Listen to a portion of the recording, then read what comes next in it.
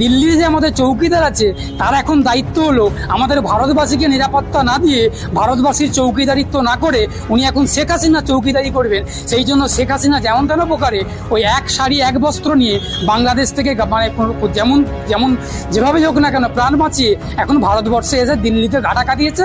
আর দিল্লির যিনি চৌকিদার আছেন, যিনার বাবা মা বলে কেউ নেই, তিনি ঈশ্বরের সন্তান বলে নিজেকে দাবি করেন, দিল্লির চৌকিদার চোর, ধাপ্পাবাজ, মিথ্যাবাদী, চিটিংবাজ, সে তার দায়িত্ব হচ্ছে বাংলাদেশের প্রাক্তন প্রধানমন্ত্রী শেখ হাসিনাকে সঙ্গে নরেন্দ্র মোদীর আসার মতো সম্পর্ক, খুব ভালোবাসার সম্পর্ক, বন্ধু বান্ধবীর সম্পর্ক।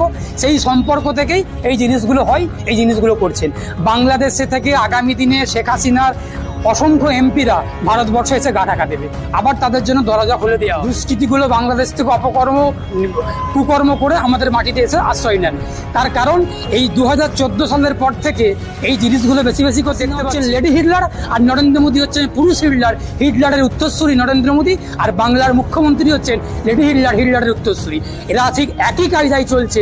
আমি আবারও বলছি, যদি কোনো শাসক মনে করে তারা স্বৈরাচারীভাবে দেশ চালাবে, রাষ্ট্র চালাবে, রাজ্য চালাবে, বাংলাদেশকে থেকে শিক্ষা নিক, বাংলাদেশ থেকে তারা শিক্ষাটা নিয়ে নিজেদেরকে পাল্টানোর চেষ্টা করুক।